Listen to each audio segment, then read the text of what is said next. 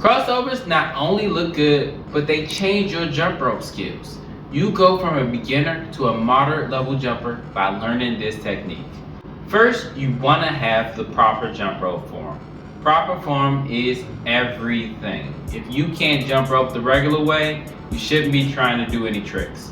And that means you have to be consistently jumping rope without tripping every 5 seconds. If this is you, if this sounds like you, check the video out below because it'll help you get the proper form. I left it in the link in the description. Now that you have the proper form, practicing without the rope is essential, simply because you can do it without making any mistakes. Because you're just practicing on air, it allows you to catch the rhythm. When you have the rope in your hand, you'll really feel comfortable, you know what you're doing, you'll feel excited about doing it. Do this for about 1 minute, 30 seconds, whatever helps you get your rhythm and get going before jumping rope. It also makes a nice warm up to your routine. The next thing that you want to make sure, and really make sure, especially with this trick, is keep your head up and looking straight ahead. Don't put your head down or anything like that. Your momentum travels down and you end up tripping. Don't look to the side.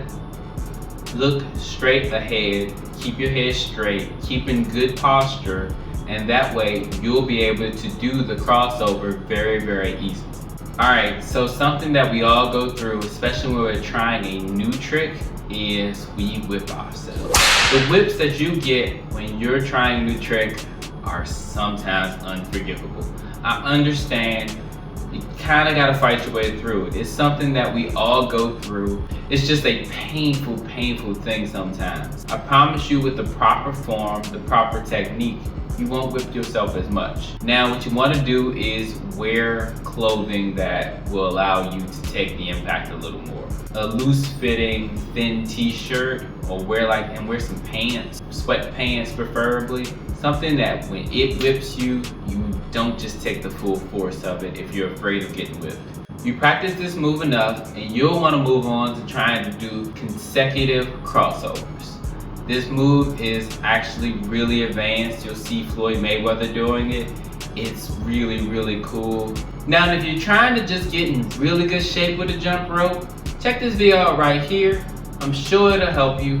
And as always, just start. Worry about being perfect later. Peace.